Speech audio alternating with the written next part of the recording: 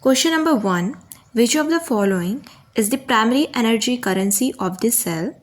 Option A glucose, option B ATP, option C NADH, option D FADH2.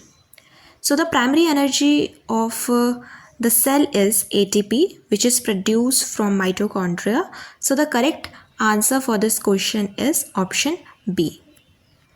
Question number 2. The enzyme that catalyzes the breakdown of starch is option A lipase, option B protease, option C amylase, option D nuclease. So the correct answer for this question is the amylase. Amylase is the primary enzyme responsible for breaking down of starch, and amylase will break the glycosidic bond between the glucose molecule.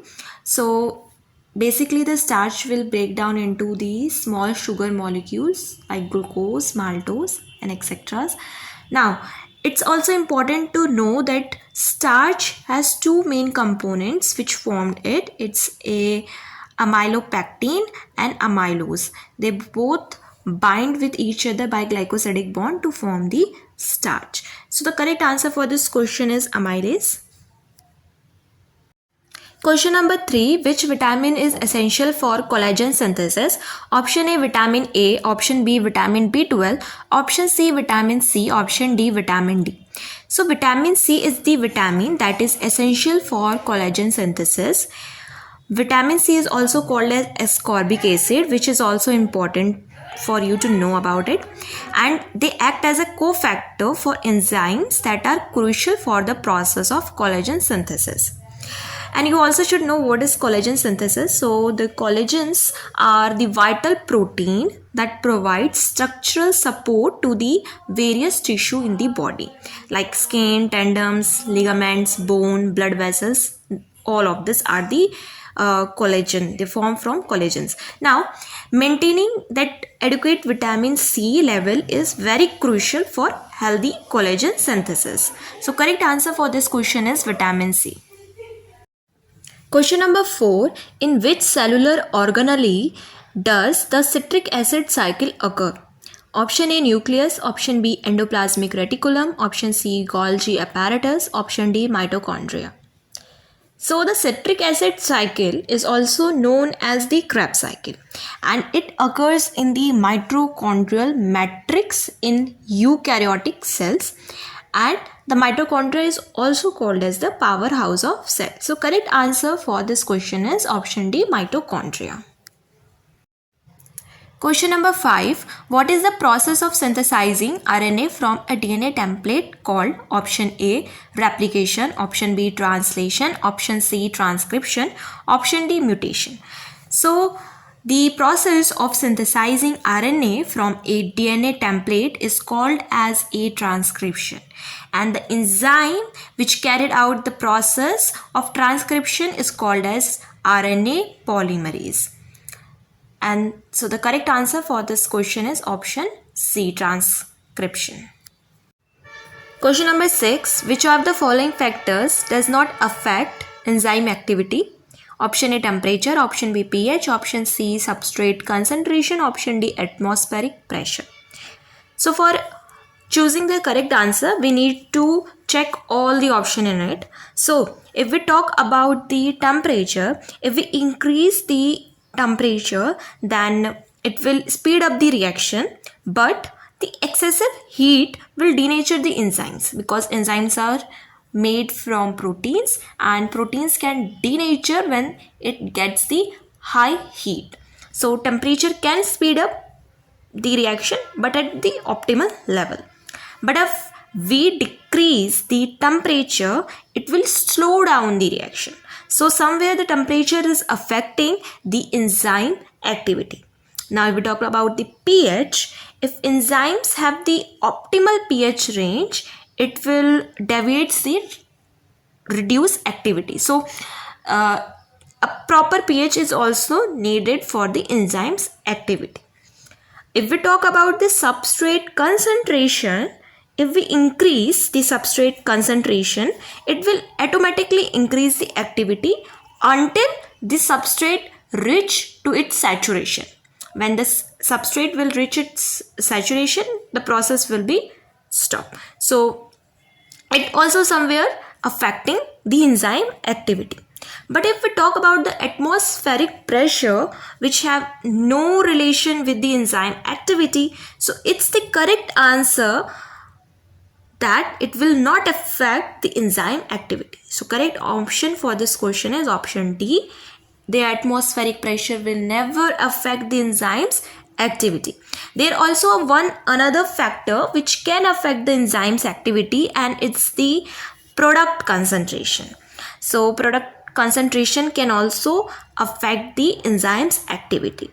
So if it's high product concentration, will leads to the feedback inhibition. And there is also one another factor, which is the presence of inhibitors or activators. It can also increase or decrease the enzymes activity. So there are multiple factors. You also know about that. What are those factors which can affect the enzyme activity?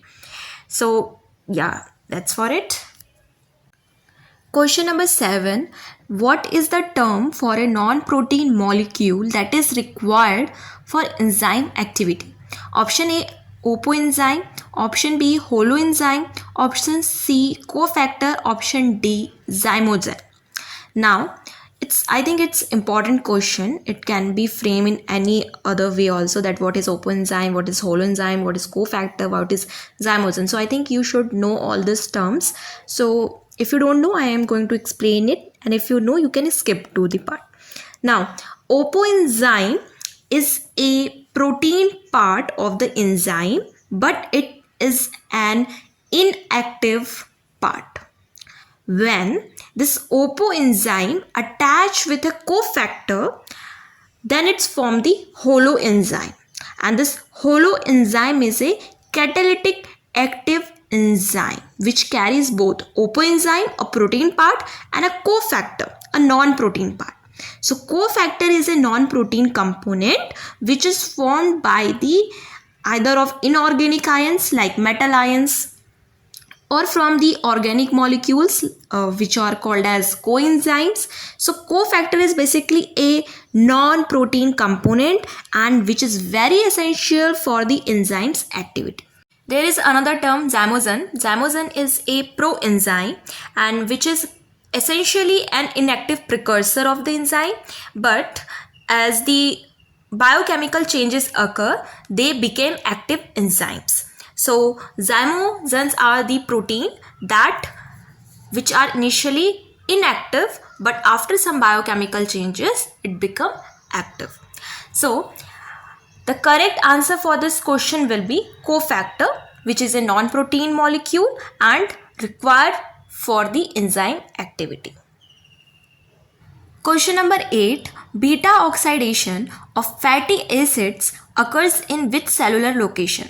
Option A, cytosol. Option B, endoplasmic reticulum. Option C, mitochondria. Option D, Golgi apparatus.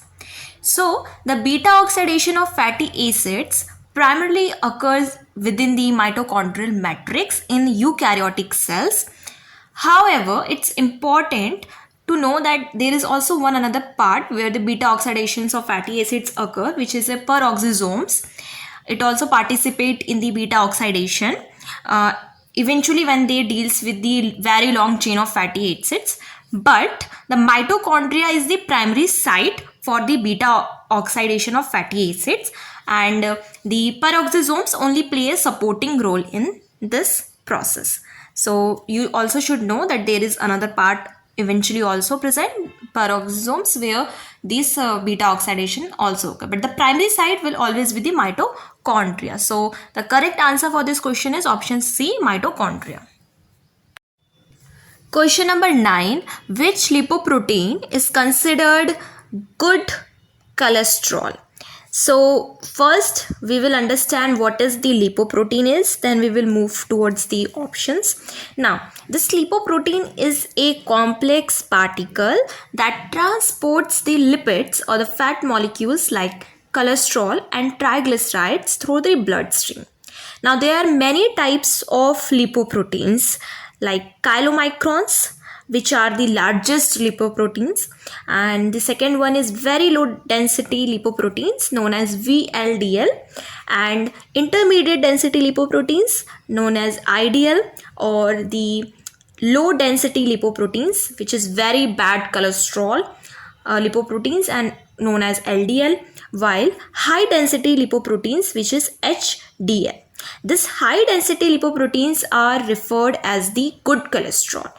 LDL, low density lipoproteins, are considered as bad cholesterol. The question can be in any ways. In the place of good cholesterol, it should be asked about the bad cholesterol. So bad cholesterol lipoprotein is known as low density lipoproteins. But this question is asking about good cholesterol, then it's always HDL. It is considered as the good cholesterol. And so the correct answer for this question will be option C, HDL.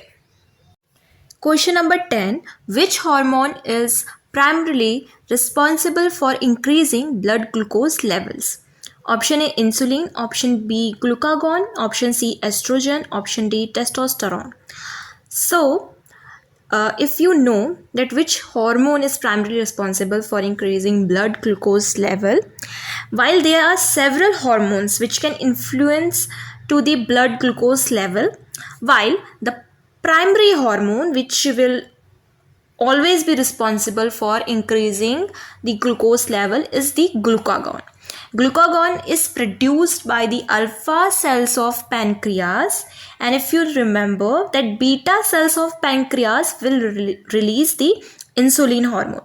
Now what does this glucagon will do? It is released when the blood glucose levels drop too low. Okay, now when the blood glucose level will go down, the glucagon will be released by the pancreas alpha cells. Now this glucagon will be stimulates the liver to convert and store glucagon into glucose, which then release into the bloodstream and rising the blood sugar levels. So if you remember that there are many other hormones which also contribute in rising blood glucose levels are like cortisols, which is a stress hormone and it will increase the blood glucose level.